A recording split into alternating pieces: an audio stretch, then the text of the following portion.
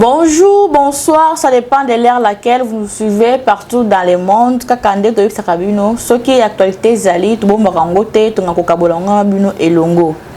Lelo nazali nga mote na plateau, nazali bongo na mwana mboka Sylvie Kalala. Ngana benga kaya mingi mama Matia, wa nazali bongo analyste politique. Na yede to kosola no sotali actualité politique ya mboka Congo. Une fois de plus, bienvenue dans notre émission Pona Ekolo Oyo Ekuma Marepa Ngamoko Mwana Mboka Sandra Kassong. Bonjour Mwana Mboka Sylvie Kalala. Bonjour Madame Sandra Kassong, merci beaucoup Nano. Ndengo Kalisinga Lissu Lelo. Vous présentez Ramalamou, Sylvie Kalala, je suis analyste politique, mais Nazali Mingi Nalingi au définir parce que Nazali Bongo membre, Nazali cadre, Nakatia parti UNC, donc Nazali coordonnatrice, il y a communication pour la ville province, il y a Kinshasa, Izali Bongo charge Oyo, président de la nationale, l'honorable Vital Kamerhe, à Pesa Kingai. Aoutaki na konomé biso tanto restructuré qui a restructuré qui parti et après ça qui nga bongo charge ya communication il y a UNC pour la ville province il y a Kinshasa Mobimba. Donc je profite aussi de l'occasion pour présenter ma meilleure vœu na président national Nangai, vœu de bonne santé, de longévité et à makamu soto ya malamu et landaye na l'an 2022 au Tobandi bisika zali pour na soins médicaux nzamba tambola na ye nyonso le kamalamu azwa soins o elongo bani po mboka o ezana besoin na ye na PSP merci na ba o nyonso bakanisa kinga mukolo mbota mananga pour na bota mabongo le 1er janvier na pesi merci o nyonso ba ki ko sepela nanga elongo bon pe bazala kité ba komela kinga ba tindela kinga ba message merci na ba cadeau na bino nyonso pour na recevoir ba cadeau et outils partout dans le monde. J'étais en tout cas Nazaki la plus heureuse pour na comprendre que les premiers janvier na comprendre que Nazape na batebele balingakanga pour na azu ba cadeau et belé mingi pe outil libanda. Donc na pesi bino nyonso merci na bino na ndenge bokantinga lisusu mokola lopoto so la masobe etalimboka kaka nena lobaki ne bandeli kaka ndenge nalobaki ne bandeli ke ezali kaka question ya actualité nde tokosola ndeko Sylvie Kalala oyo azali bongo analyste politique pas azali moko ya cadre ya UNC parti cher ya président Vital Kamerhe biso pe grand like to profiter bisika azali kuna na mboka ba to pese ba meilleur vœu de longue vie santé nyonso ekomela ye mona mboka Sylvie Kalala toko banda na tournée ya mukunza ekolo kuna na Grand Kasai surtout le Grand Kasai totali Kasai central Kasai oriental toke kuna mboka Sankuru nyonso wana na ebité analyse ni yoko sala parmi ya kota la tournée ya mukunzi po bande kumusuba komi koloba non président ko sala pré-campagne na ebio attaque analyste politique ozo ko juger ngondenge ni.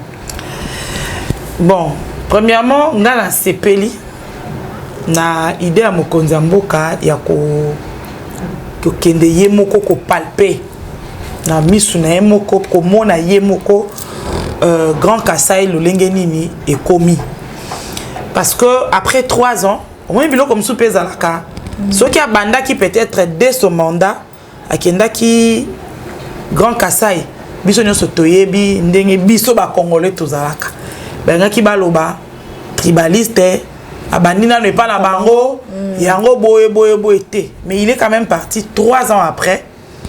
Vu misère au peuple kassaïen, bazo vivre na katinango, parce au ezaki na katia Kasai, il était temps que le chef de l'État Yemoko a comme sur place à mon na misuna Yemoko. Et ngai na sepeli na qui peut passer. Comment na état oyo Grand Kasai Mobimba ezaleli.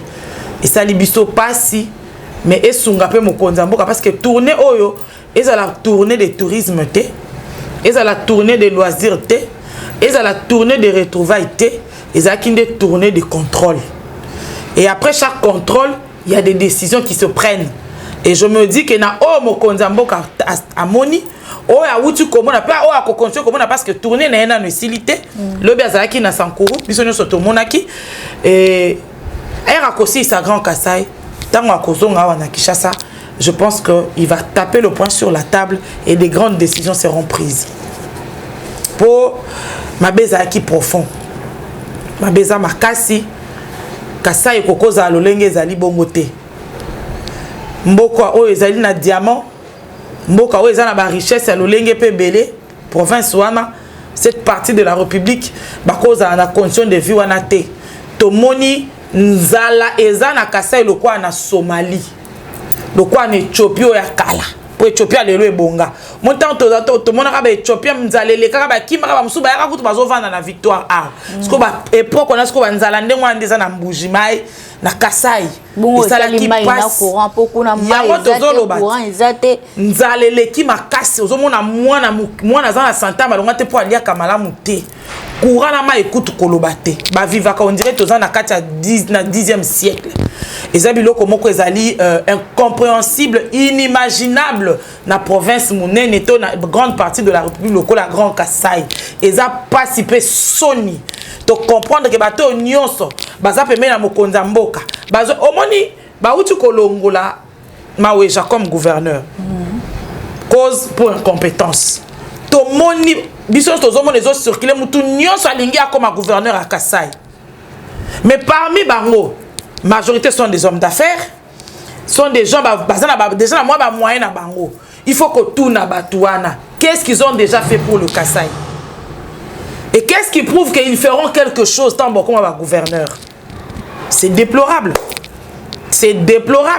tout le monde ba oh mokonza mboka pesa ki bango charge ya kwendo ko ça projet Tilejelu na Kasai précisément na Mbujimai l'homme de 50 notes techniques honte à toi messieurs akei mbongo alie na ye pour nga na oyeba te école nini bayemba tonga na Kasai o école ko coûter biso 3 600 000 $. Na Mbujimai ba tonga école ya 3 600 000 $. Mais si je ne me trompe pas kasi yenda te monga ke na procès à 100 jours papa mo santu ye wana kasi muto atanga na université ba somba diplôme te ye po ya lobaki biso ba congolais ba université na biso ya Congo to somba ba diplôme ye muto atangi na université ba somba diplôme te mais ça m'étonne na université ba somba diplôme te wana kotonga école na Mbujimai ezo coûter 3 600 000 $.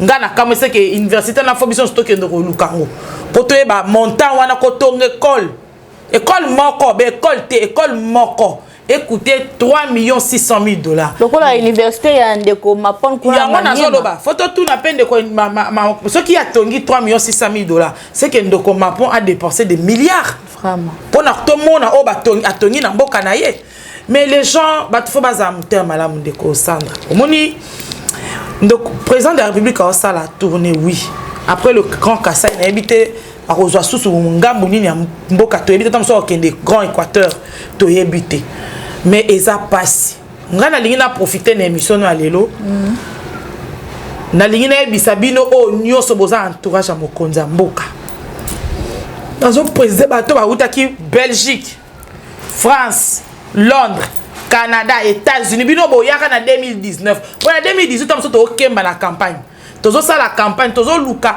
to ebisa peuple que ba voter Etienne Félix Tshisekedi pardon pour changement et na mboka bino bozala kate mais boye tant a commis président parce que vous n'avez même pas cru en lui quand il était candidat botika la soutenir te bovanda kana bino kuna na malili na bino bozo zela ba futa bino ba location familiale ba futa bino ba mbongo bana nde bozala ko vivre nango mais tant boyoki a commis président boye Congo boye na ideni boye bana mai bana membre to ka bo liboke bana membre Congo ya liboke na bino te moni Congo ya liboke na bino te Congo eza gâteau boyaki nango na avion te po bwana ida ko kabola vous êtes venu salir le mandat de Félix Tshisekedi et ngana lingina tout na bino na obozo mabe onyoso bo sala na mandat Félix Tshisekedi nyongwango ya combien Félix a defara bino na poto na futite munyongwango ezaki combien nyongwango pesa ya nini po lelo yo Sandra toboite toza batu mutu nyonso to akozwa ba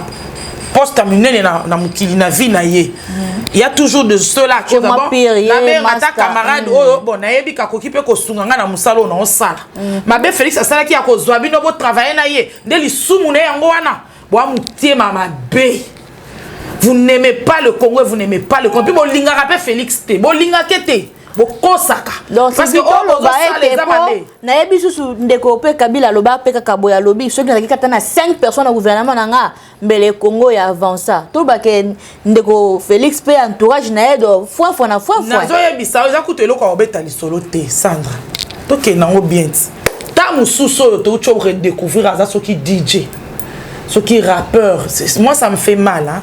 Oh 14 millions et quel amnokanguma 14 millions zambongo ba pesa ki pour la GA francophonie. Voilà, francophonie, j'ai pas l'exactitude de montant parce que n'ayebi que tu les jaloux, il y a bougement ba pesa 14 millions. Oh déjà lobby 3 millions 600 000 de kena école moko. Ce que muto à francophonie Sandra mbongo eze belé. Mais c'est tu yoyo, ce qui tu yoyo. Ah oui, tu yoyo. On vient de découvrir les lots que ce n'était qu'un DJ, ceux qui adorent ça dans la studio, ce pas qui rappeur. On prend, on lui confie, les soumou ya fatika maman. C'est pourquoi je dis, le chef de l'État doit ouvrir l'œil et les bons. Qu'il ouvre l'œil et les bons. De sorte que 2 ans au Etikali, il doit prouver au peuple congolais que oh ya loba qui a besoin que ça. Parce que là on constate que à chaque fois qu'ils ont télémarque de contrôler. Misalo a confié à Kibatou. C'est le désastre. C'est le désastre. Et ce désastre-là est causé par ses proches. Mais beaucoup ça a monté à ma bêtine à niveau. Pourquoi? Pourquoi beaucoup linga Congo? Je comprends ce que millions sont des bozana. Bon, un passeport et bamboka bouti. Vous changez déjà la nationalité, c'est-à-dire vous vous en foutez de la RDC. Alors, on a aussi un abino et l'eau très gentiment. Bon, le temps présent, Félix aussi ça tourné à Grand Kassai. Bon, quand on a des abisaka nabino. Bozonga bisika boutaki oh ayebika uta Belgique zonga Belgique yo mwana France zonga France au Canada bozonga bisika bozaki oh bosi boyibi ekoki mabe bosi bosali Félix ekoki maintenant il doit se concentrer dans moi économique il n'a même plus beaucoup de temps on peut même plus parler de 2 ans c'est 1 année quelques mois et je pense que avec le vouloir oh yazanango en faisant des bons choix Nathan Mukasel atikali nango je pense qu'il peut faire mieux mais vous bino bana mai bino bana membre bino ba mikili ça ceux qui ba djika to sengi bino tout bonnement rentrer de d'où vous venez bozonga boyebi ke bosala Sandra makambo mais na kati ya gouvernement wana to ba gouvernement ya ndeko sama mais bino pe UNC bona kati Sandra omoni ngane na zaboye nazo ngana sala na loba mamna sentiment te tant to ba chef de l'état beta le bon na mais c'est-à-dire à tous amours de la famille politique nini si tu ne fais pas le travail qu'il faut tu dois être mis de côté et ça m'a remboursé la sentiment c'est pas parce que quelqu'un de l'UNC et tu fais mal les choses on doit te garder non l'intérêt pour l'instant c'est la République et l'UNC a toujours prôné pour les intérêts de la République toujours pour l'intérêt et ça m'a cambo tout ça et la sentiment puisque non oza ya UNC au sala musala mabe ba cha opembeni et quand on dit que le chef doit taper sur la tête ça dit non na président soit nyonso oh nyonso za utilité oh ya servir té il faut acha libanda quelle que soit ta appartenance politique quelle que soit ta famille politique parce que j'ai compris une chose tout le monde va comme kaka je soutiens le chef de l'État pendant 2020 on soutenir le chef d'État en 2020 en 2018 aux Arawa et pendant mandat na au sali nini pour osungaye azala mieux côté au sali nini et le qu'on ko reprocher na gouvernement sama est-ce que mon ba ko sur mon konamboka na ba activité mususu na réalisation je vais entrer dans le gouvernement sama après je suis d'abord beaucoup plus au niveau de la présidence OK parce que Chile Gelou c'est la présidence c'est pas le gouvernement sama Lukonde OK Dieu de francophonie ce n'est pas le gouvernement sama Lukonde c'est la présidence. Parce que la minute au Sandra, j'ai la francophonie qui gagne. Vous savez ce que le Rwanda va bénéficier en organisant les gestes du... Et puis, et ça sonne. Parce que le Rwanda, on a tant de moukier, beaucoup de pas et bêtis. Sonne ni boyo, nous allons être revêtus de l'opprobre jusqu'à quand? Dans le Nicolas Chiyoyo, j'ai la francophonie et qui au Rwanda. Nicolas Chiyoyo. Parce que na invité yo muto yaki na chiyoyo soki yo soki nani ba ba ebi kombo ne ba bimisa biso ta muto e la biso chiyo muto amema ki chiyo pas président de la République okozu rappeur so pe camarade na yo so pe ndekono so pe cousin no soki pe makango no soki pe nani ozu chiyo yo oye na ye o la qui c'est pas président de la République ba chaye à gérer préparatif à francophonie wa muté mama be président de la République moni muto e la ka chiyo yo so ka za camarade na obenga na pemene so za membre de famille ando ki bo lapide. Parce que aye penza ko salir yo vraiment aye vraiment ko Sandra j'ai fait moi-même ma descente na kenaki stade Tata Raphaël communément appelé stade du 20 mai attention bo silisi moi je pense que pour bozwa penza émission pour ezala bien je préfère assez que ko insérer ba image wana pour ba tol nyonso ese kwei donc bon moi ma boulou et puis érosion et bandit tout autour il y a stade du 20 mai likola ma boulou chi yo ya salela ki batwa so mbule beti ma ezo kangama. Bon, surtout quand on a mis un stade de il y a 20 mètres, comment ça n'est comme au coué. Parce qu'on a fait des trous, babimisi bazelo ebele, bateau na kuti bazaki chargé exécution ba travaux, babisinga akena na mbongo na banga parce qu'on s'en fante kutu poba lia ba koma oteka zelu o ba timola na stade. Ba koma oteka le bateau ba na ba chantier. Imaginez quelle méchanceté vraiment. Donc bateau ba na ba chantier ba koma ko somba zelu na 20 mètres. Chiyoyo porté disparu. J'apprends qu'on vient de les suspendre. Mais on vient de suspendre quelqu'un qu'on ne sait même pas où il est. Mais il doit nous expliquer où est parti l'argent de la francophonie. Non.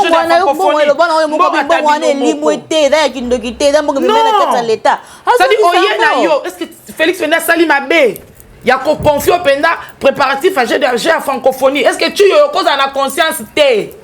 Pour aller mouter à ma bébé, et ça nini. Hein? Bon, au fait, nous avons la ligne qui. Bana membre wana ba mikiliste badjika et tant que congolaise faut bien bona je comprends maintenant que je confirme wa sous ba congolais. Donc parmi vous il y a des belges, des français, des canadiens et des américains. Donc moi quand to ba oh les occidentaux ba ya koko sa kosa biso pona ba kendo ko enrichir mboka na bango effectivement bino bo ba agent na bango. Vous venez ici nous détruire pour enrichir l'étranger. C'est la mission pour laquelle vous êtes venus. Mais je nous demande, le quoi bolingna nous sous Congo te, botika pe biso to va ki me bozonga bino nyonso. En tout cas bozonga, o bozui na 3 ans o. Na mutema mabe na bino bozanango.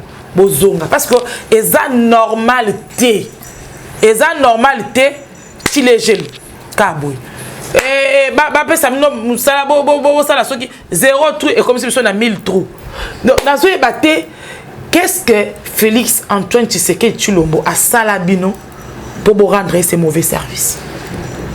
Et je reviens vers le président de la République.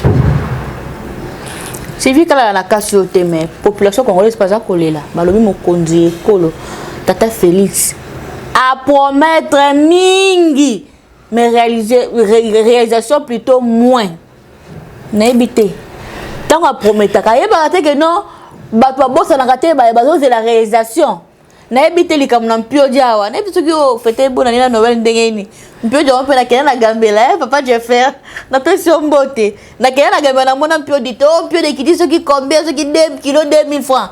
Na mona ngote. Va tout baler, on va promesse, promesse. Bonne année au lokoza ki pa anniversaire na ngai na lia ki na ngambisi na ngai utaki mwanda batinenga ba capitaine ba sol mbisi ute mwanda ne na lia ki na ngambisi mwanda au moins mamba Thompson na moni ngana mo to fanda pena boto beta soit Thompson il a ko kiti samboka na niveau ko je peux pas donc je me permets pas to moi msusu ya Namibie eleki o ya ngana vanda na beta ni solo ya Thompson en tout cas na poids ya mboka nanga je préfère vraiment Sony to beta li solo à Thompson to beta li solo à Soso au moment où tozana ba richesse eleki ezo enrichir ezo rendre mboka msu puissant vraiment. Et alors biso to tika na li solo à Thompson c'est trop bas, je préfère pas en tout cas. Mais moi chef de l'État pesi ba promesse, c'est pourquoi je dis que le chef de l'État doit ouvrir l'œil et les bons. Le chef de l'État a son sentiment. Entouré de la flatteur. Oui, cause entouré de la flatteur, c'est bien bon. Mais en âme et conscience, le chef de l'État faut l'amouka. Alors, moi, laissé aller. Il nous avait promis le stylo rouge. Hein. Et moi, je pense qu'il est temps que ces stylos rouges-là servent à quelque chose. Vraiment. Il est temps que les stylos rouges servent à quelque chose. Le chef de l'État doit agir et le plus vite possible. Le plus vite possible. Parce que chaque fois que chef de l'État là qui bateau a les locaux a confié mission et locaux et pas bateau. Ce qui bateau a ba les locaux bazo salate. Et quand c'est l'échec, là on crée une commission de contrôle et de suivi. Ma commission de suivi wana. Et ça ma commission de suivi en cas d'échec. Mais cette commission de suivi doit exister dès le lancement du projet. Vraiment. C'est-à-dire quand vous lancez le projet, il faut qu'il y ait déjà cette commission-là de suivi par rapport aux 10 projets. Et le chef de l'État doit être informé chaque semaine. Et une fois, je suis sûr que Félix a se confié dans Nani. Pour à faire lancer un projet. Faites le suivi et faites rapport au chef. Faut pas attendre après 9 mois qu'il y ait échec et que ce chef, ça n'arrive pas marché. Non. Quand on lance un projet, normalement, après un mois, on doit avoir une évolution. Mais comment tu peux nous arnaquer? À Salika Maboulou à Limone. Tu les jaloux. Ce monsieur-là est en train de parler comme un perroquet là. 3 600 000 $ pour une école. Moi, comme école en bon moment, c'est école. À tes école, 3 600 000 $, au côté. Oui, tout ça, blague. Je dois féliciter une actrice. Il y a théâtre. Cette femme-là n'a rien. Elle ne gagne pas grand-chose. Pour déjà que le ministère de la Culture et Arts qui parle en bas. Cette femme-là construit une école. Je parle de Mama Kalunga. Mama Kalunga, oui. Sandra, bino bozaba pandisango bo moni école Mama Kalunga tongi. Si ko yebisanga l'homme de 50 notre technique. Kende benga ta Mama Kalunga apeso expertise. Ya ndenge nini atongi école newana et ça lui a coûté combien? Pour yo ko yebisa biso 3 600 000 $ pour une seule école au Kassai. Kalunga construit une école, une grande école. Kalunga zana 300 000 $. Kalunga zana 100 000 $. Moi ça va débrouiller ne kanda sexa kabiso. Muke na zo rasomi moi 2 sacs à ciment, moi 3 sacs à ciment parce que moi je me rappelle en 2019, moi j'ai eu à parler avec elle tant a betinga li solo ya école na enda zo tongabi na zo tonga école na akuna ba moyen te na okokate. Si seulement ata ministère ko aider ngai na si ça projet ça exploit. Il y a un artiste, ça c'est le modèle wana. Vraiment. Soit to benga ta mutombodi kembo a wutu ko ton école na Kasai. Selon les normes internationales. Mutombodi comme appelle ça son montant à dépenser pour na retourner école. Pour to comme ça bilomba expliquer biso école nga ton biso à 3 600 000 $ aux à l'école et à l'espace. Vraiment. Ba ko tia ba avion likolo, ba ko tia ba ascenseur. Nazo yeba te école modèle nino ya 3 600 000 $ parce que tu jusqu'à présent les soldats 3 500 000 $, ils ont les kelanga. Parce que Moutombodi est un exemple bien précis, le monsieur qui est mieux placé, de nous dire combien il a dépensé pour construire cette école qu'on a vue en Bujimaï, selon les normes internationales, combien ça l'a coûté. Ce qu'on dit Kembeza Musika, Bido Babenga Mama Kalunga. Mama Kalunga a ebisa biso école wana tongi wana ya kitoko wana, ça lui a coûté combien? Mboko totika mutema mabe. Mutema mabe za makasi. Mais le chef de l'État, tokende tozonga, 2023 vous serez seul devant le peuple. Vraiment. Pour justifier votre mandat, votre quinquennat. Batouan no so ba zala temoni chiyo. Yona sa kimi donc 2023 années na yo, ta no selo campagne. Bilomba pa okizane parce que 2018 do ba zala te. Bon au cas 2023 ndakoza a zala te. Okozala yomoko. Okozala yomoko. Alors il est temps. Moi j'attends. Moi je sais que le chef de l'État va le faire. Et puis la poser une question moi boy mais question ngo na mono betiango pour répondre te. Na tuna ki obona lo. Na tuna ki obona lobi. Tangu mokonza ekolo adako sillonner asali tourner na Grand Kassai ba lobi kaza ko sala pré-campagne en 2023. Mais tango ba deko kenda kende poto lumboka bola ke so kimboka nini. Oh avanda kate. Campagne te. Yona lobi te wana ezalaki mabe siko lo mto bia tango na kati ya mboka na ye a do a visiter RDC Mobimba et comme sous pré-campagne na évité yo en tant qu'analyste mona ngondenge ni yango nazoloba nous le Congolais d'abord c'est comme si tu non elo mubiso mo peut lingate to yebelo to lingate omoni président de la République abandi ba koke libanda na biso bazo bibisa na ba montant azo dépenser ba musu ba pesi e combo ba pesi président de la République ba combo ndenga azo voyager tout le temps azo matazo kita président de la République azongi maintenant il s'est dit abandi skoyo kotambwa na Congo il doit s'imprégner de la situation à chaque province et comme il sous problème au juste to lingini pour biso mo pe congolais to yebelo to lingité. Et ce qui se passe, c'est que nous vivons ici, nous sommes peut-être responsables. Pourquoi? Les gens qui sont congolais, ils sont bé. Télémélié. Au moins, un groupe de Congolais, ils ont des t-shirts, ils ont 5 000 francs, ils ont un paquet de peuples qui soutenir sous mouton. Tozo ki wapi. Congolais, ils ont les solo à ram. Rame. Jour, il y a motion. Contre Kibasa Maliba. Nous avons vu des gens au palais du peuple venir soutenir Kibasa. On veut quoi? Tolingi ni. Au juste Tolingi ni. Ba Kongola yebelo ka linga. Ya mona zo to moto eba eloko to lingate. Bozo le lara mezo liabino. Palais du peuple parlement lingé traiter likambo. Bino mo boke ko soutenir nani Kibasa. O basimba Kibasa te. Tolingi nini? Lelo bozo mona Kinshasa eza akopola ndeko Sandra. Kinshasa eza na nzela te. Kinshasa bo soto ba kisa mina on dirait projet comme na nini. Oh, kini bo peut faire la musala eza kopola ndenge. Po yebisa na côté kini bo peut ça. Yo si on est ba commune nyonso. Lumière ba cheli biso ya yo si on est ba commune nyonso moni ke na tuni. Kini bo peut ça boulevard Lumumba. Voilà qui pour embellir pour na ba période. Voilà. On le kaka liboso ya il y a gouvernorat à Kinshasa. On les a dit bosso na osombu le beti. Au kota kanazando. Au tambo na avenue Kasaya. Na Kasaya ibabuka. Kasaya ezaka sous praticable. Je vais vous citer maintenant les avenues où eza sous praticable na Kinshasa na minute. Kasaya mutu kele ka soute. Nani komone kiminga. Abuka zando. Abuki zando azuma banga. Na mabenda ya bwaki na Kasaya. Ça dit même ata vélo na Kasai moyen leka ezate mabende uta na zando na mabanga babwaka na Kasai nzele ezate na ebité tolo ba coopération 03 ngoti lo na banda na honte na ebité tokei na avenue comment on dit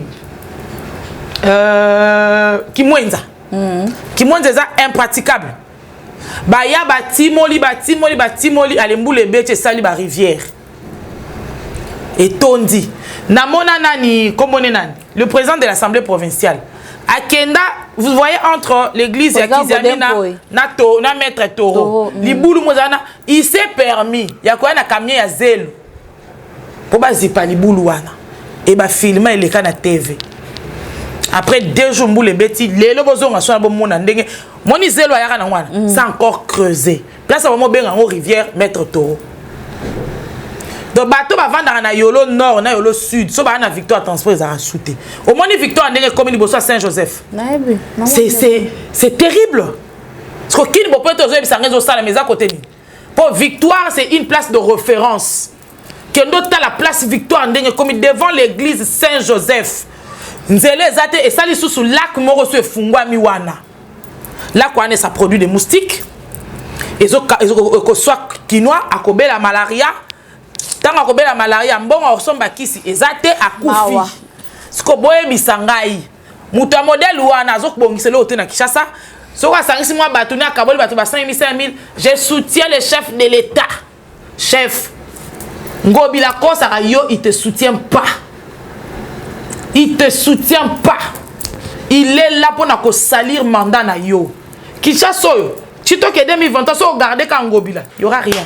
Asimbisa amema mukonzi na bandale inauguration à Kini Mopeto. Bon quelqu'un place va sala inauguration na matiti eza place toi. Rien n'a changé. Moi je ne sais pas on est où. Vous les députés provinciaux, honte à vous. Yango mbalo mutako voter bino azati. Kinoa ko moni 5 000 francs ba pesa en 2018. C'est-à-dire ça pour na 50 000 francs par année. Donc 1000 francs souka yango boimbo lia. na t-shirt ba pesa mine comment ba torchon na banda kuna bino. Et ils sont là à ne rien foutre que de s'enrichir, mettre de l'argent dans leur poche. 2023 Kinoa Azamaele, tous ceux qui sont dans l'Assemblée provinciale à Kinshasa, vont voter Moutouté, sont tous des méchants. Qu'on vote Moutouté. Et je pense que c'est la meilleure des choses à faire. Et moi, je me dis, le chef d'État revient dans la capitale. Le stylo rouge va travailler. Donc, dans l'Assemblée provinciale, c'est quand même un modèle où, à côté, mais la des fois, l'action, est valable. Moukebaï, baza combien dans l'Assemblée provinciale? Il y a combien de députés dans l'Assemblée provinciale? C'est-à-dire, na bango nyonso nya ke Moukebaï qui parle. Ça n'aura pas d'effet. Moukebaï c'est ba kotisie makala likwa koloba. Pourquoi banda oloba? Moukebaï ba kangai. Je n'ai jamais été du même point de vue que lui. Bon, ma musu asala ke zango ma mbeza normal. Tel du fait kado te melangobi la ba créer ma kamba modèle nyonso. Tolobani. Ngobila kamati ba travaux o bomonyo soki zéro tout ba kimonzo a confiango na moi mbali moi za na suke belé boye komoni nani avant na kauka na ebité et soki entreprise en ya construction e bandeli côté nini pour mutuka aboye bozui po boza ba master lisanga bana kin po ba na association mo ya bana kin master na bana kin ozo pesier cop. Donc, on est cop, Lukulas, voilà son nom. Bazui marché. Yakobo Ngisaki Mwenza. Bapesi Lukulas. Sur le temps, Lukulas, c'est à côté de la dans à habité. Puisque vous avez une association, moi, Banakin, aux huit marchés, Pesi Lukulas. Qui monte au député, G24, G24, ce que vous avez bisangai. Na système, moi, na membre, Congo, au Bongatin. Alors, c'est pourquoi je dis, sortons de toutes ces choses. Tout l'ingambo kata pour 2 minutes, les choses vont changer. Le constitué de la moi mon qui n'a pas l'évacuation, il y a président à UNT, mon amour Vital Kamerhe. Il y a un problème à la justice congolaise. Comme on a la liberté provisoire. Mais boum, balamoko, mon amour a bendani kili, n'a habité.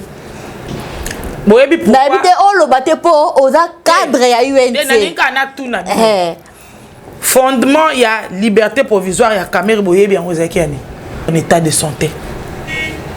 Ah, bah, soit approprié, exact. Na maman yemo, ako kufa. Bah, même la clinique, il n'y a que kufa, ton clinique universitaire. Non. Vous dites que Kamerhe n'a que nous se faire soigner na maman yemo. Quoi, ni? Les raisons de sa liberté provisoire, c'était pour des soins que nous avons soins appropriés. Il était au centre de la santé aussi. Et comment ceux qui politique Kamerhe va revenir. Madame Kassong, au moment Kamerhe, un homme, un grand parti politique comme l'UNC, un parti, le parti le plus structuré de la République, c'est l'UNC. Un parti assis, avec des hommes et des femmes dont je suis l'exemple moi-même. C'est-à-dire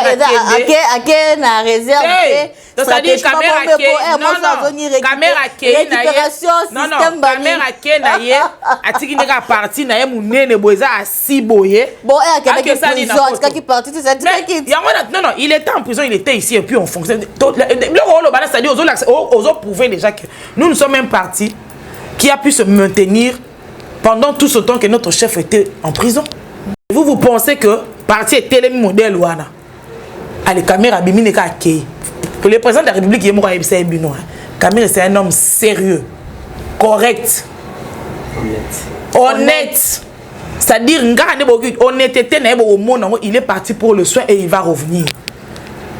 Il va revenir. Il sera là parce que le chef de l'État, la République a besoin de lui. Parce que le système de la prison à la primature. Ce qu'on a évité, est-ce que il y a de la prison à la primature, des réserves? Mais si c'est madame, si c'est le plan de Dieu pour Vital Kamerhe, amen. Si c'est le plan de Dieu pour Vital Kamerhe, nous sommes tous salaki. Moutako décider à liwa na etoko vivre na ye, c'est Dieu lors de son procès.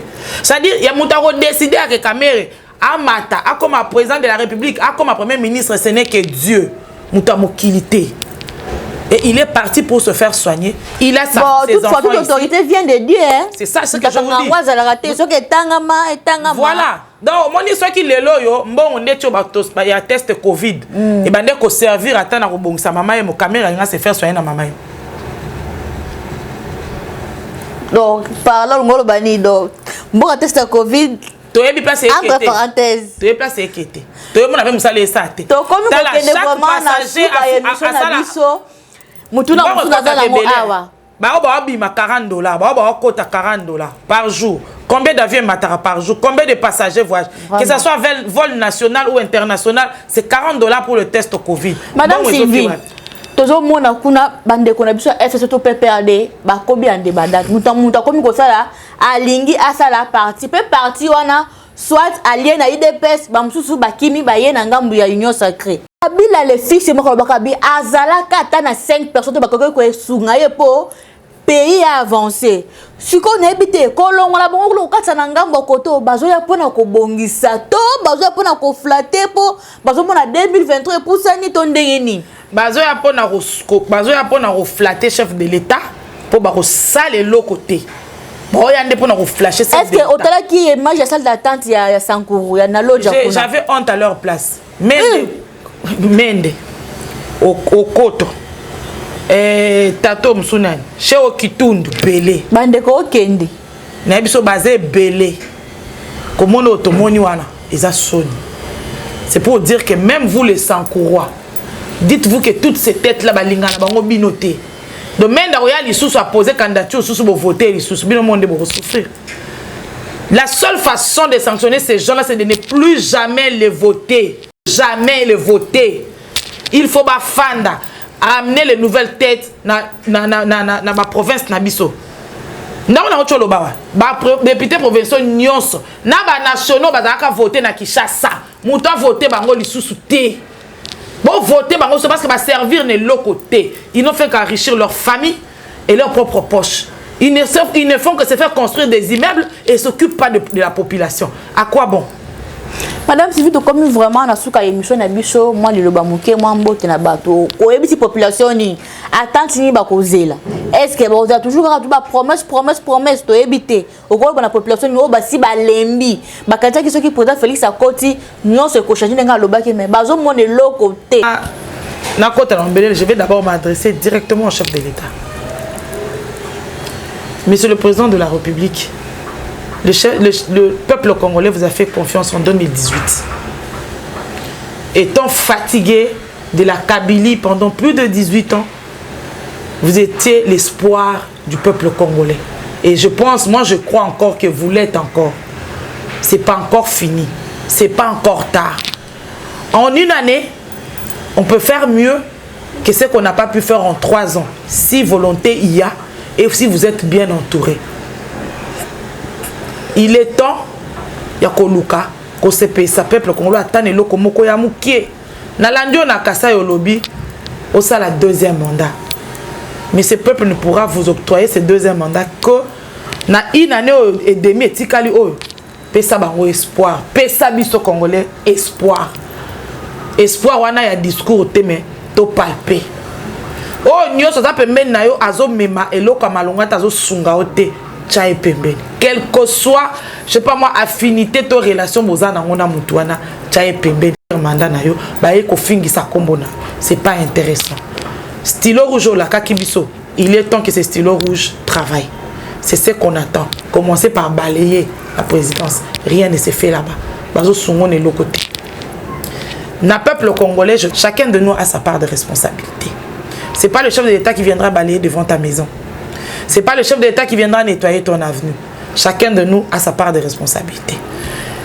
Moutou na moutou a sa la part na coin na ye et continuons aussi à soutenir encore. Donnons encore au chef de l'État moi tao etikali. Nebi kebele ba oloba ke nazo lingana soutenir chef de l'État.